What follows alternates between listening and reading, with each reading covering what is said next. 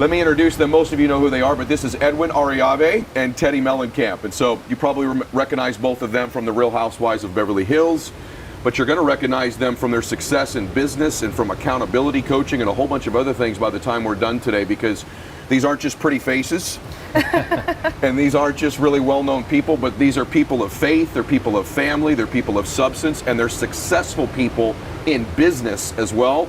And they've helped other people become successful in business, and that's why I've sought them out to be on the program today. There's a lot of ways to make millions of dollars, folks. So on social media, you're going to see us all that are speakers or real estate or the financial services business like myself.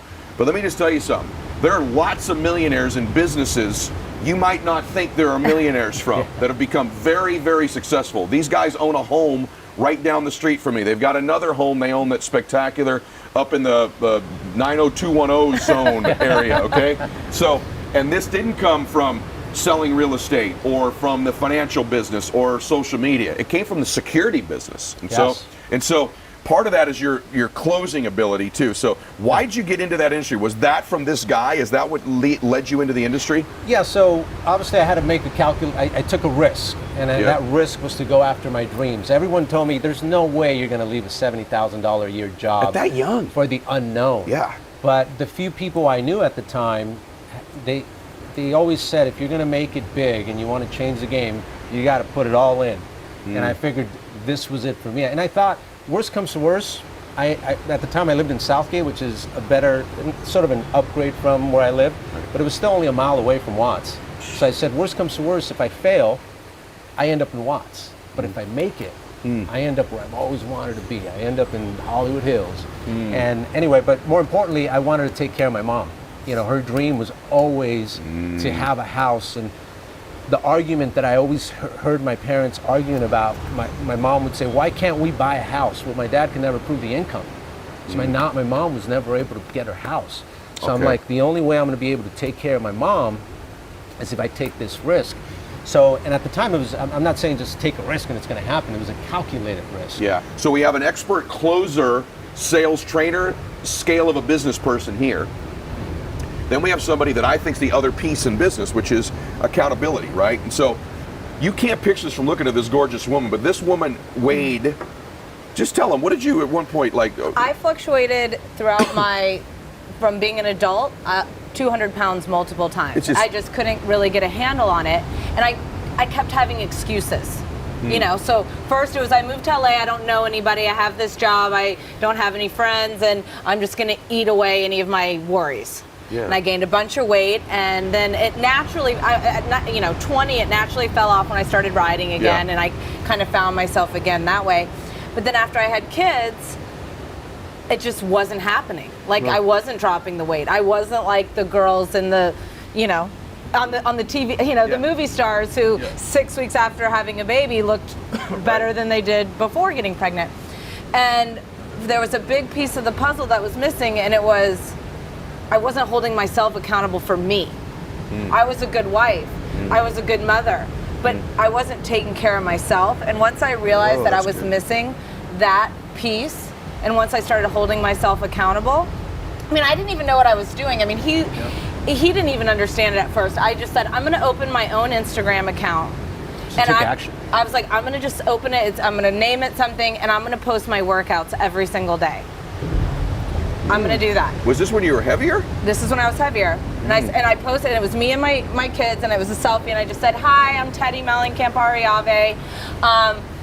Follow me if you're lost in your journey and you're trying to figure out what to do. I am trying to lose weight from having a baby and get in the best shape of my life. I didn't know that. So let's see what happens. Okay. And then, at this point, this was when we were in our hardest part of our marriage, I think. Because we're going through some troubled times. Because he would come home and I'd look to him for validation. Like, make me feel good for how good of a mom I am or whatever it is. But my whole life I had either had a great job or, I was riding horses. I had something to validate me. Yeah. And asking my kids and my husband to do that isn't fair. Whoa.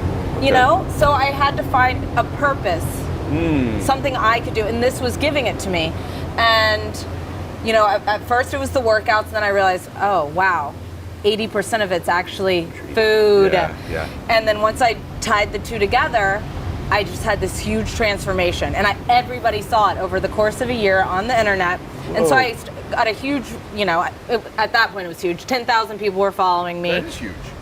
People were messaging me all the time. And then I realized all my friends were like, what is going on? How is this happening? Like, we're watching it happen. I said, can I just use you as tests? Okay. Like my 4 best girlfriends, my mom besties, I said, will you just do this program with me? I'm gonna just take you through an accountability program. You're gonna send me your morning weight, your workouts, and what you're eating for 2 weeks, and let's see what happens.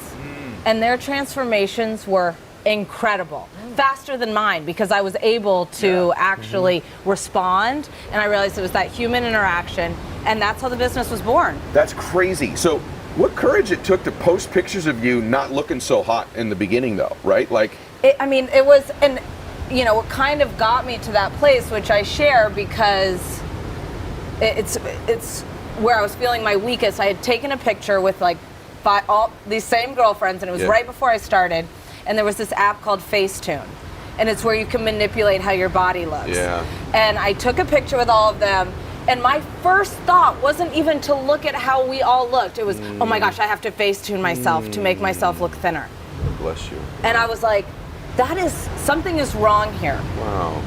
And it was in that moment that I was willing to not look at the bigger picture in this great moment we just had, to focus on something so superficial that I was like, I have to change something in me. That was the moment, that was the shift moment for you? That was the shift moment. Okay. And then I realized in doing this and making it my profession, everything in your life changes.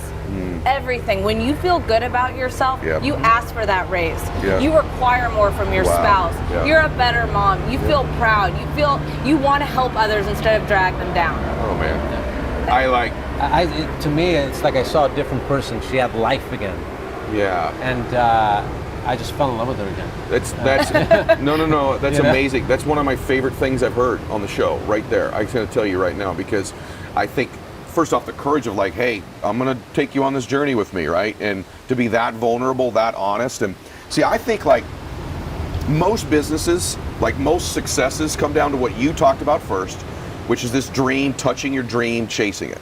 Then I think you have to have the next piece. This is why you two just are awesome for me. Then you have to have this piece where you're like, let me admit where I really am. Yeah. Let's be totally real with myself. This is where I am, right? Like, this is what I look like, is what you just said. This is where I'm at. And I've lost my purpose. I've lost what I want. Then there has to be that catalyst moment. Then you have to have somebody you're accountable to. Always. You have to have somebody you're accountable to. And we're going to talk about that piece of your business in a minute. Like, you have to have that. And then I think the other thing you have to be able to do in business, you have to persuade.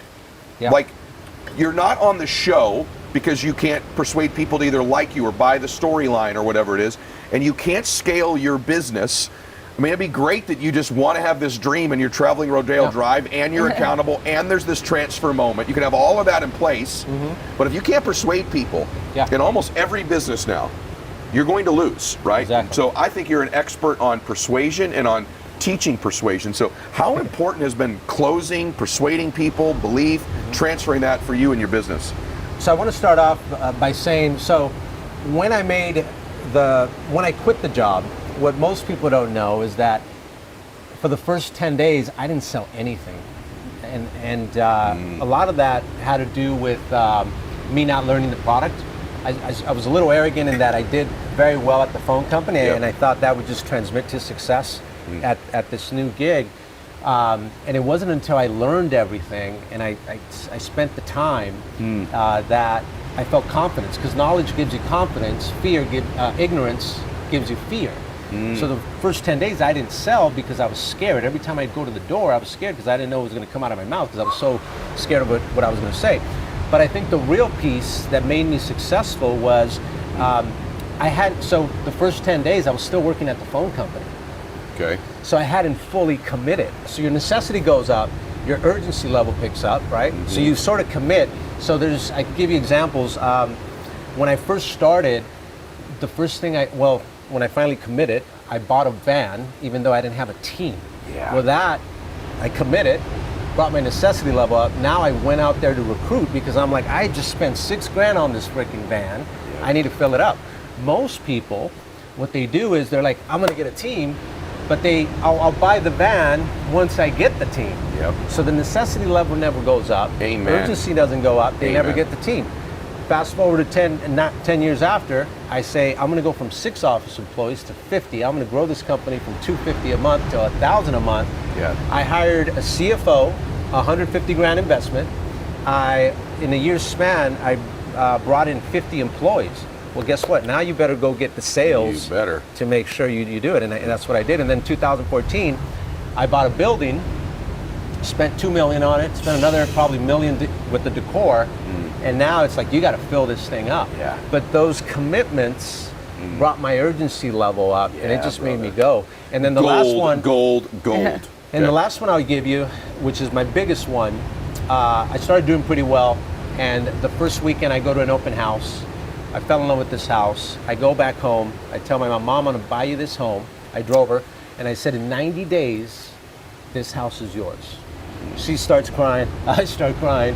And my necessity level, again, picks up. There's no way I'm going to let my mom down. I just start thinking of her knocking doors. She used to knock doors and sell Stanley products. She wasn't very good at it, but that's what she did. Working for your family. And she used to clean offices, man. And she'd come home sweating because her car didn't have air conditioning. And I remember the fights of her and my dad. Why can't we have a house? And there's no way I was going to let her down. So there was so many times that I wanted to quit at 8 o'clock. I didn't have a deal. You go 6 hours without getting the deal, it's a long time. But I would remember that vision that I had of her, and it just gave me this extra energy to go. And then bam, I would land one at 10:30, brought my confidence level up. You know, and if I didn't have that goal that I was working for, I would have quit at 8. Okay, stay there. Every entrepreneur listening to this, we just got into like the real, okay, like the real. This formula of I never heard someone say it that way before. Your necessity level goes up, so does your urgency. And then what you did, and you know you did this. It's like your life depends on it. You you need oxygen. Like you need it to breathe. And you'd probably rather buy that house for your mom than you would breathe. And so the other thing you did, everyone talks a good game, but so I want to buy my mom a house. Go freaking tell your mom you're buying the house and tell her when you're buying the house. Now you're accountable to your mom and to your word, and you just shift it. It's almost impossible to lose when you do it, but no one has the guts to take the risk to buy the van to then get the team, to buy the building to then fill it up, to go to mom and say, I'm buying you this house, both of you crying, loaded with this. Because here's the truth. People say, what do you win with in business, your head or your heart? Both. You have to have your head knowing the product. You got to know how to close. But the driving force is your heart. Your why is always going to be other people or your dreams. What's my why? Who do you love and what's your dream? That'll pretty much distill down your why, right? Yours was Rodeo Drive, the dreams. But the way bigger one, dude, is mom. It's on your face when you freaking say it, right? It's on your face when you say it. It's your mom. And the formula goes, first you got to become, which is you declare. So the first thing I said is, I'm a homeowner, right? And you believe that you're a homeowner, and even though you don't have the money, you take action and you go to an open house, and then when you go to the open house, they give you a roadmap on how to get it. And then that's taking action. And then the last part is you have, and where this is the part people miss, when you have to give it a date, because if you don't give it a date, it just becomes a dream.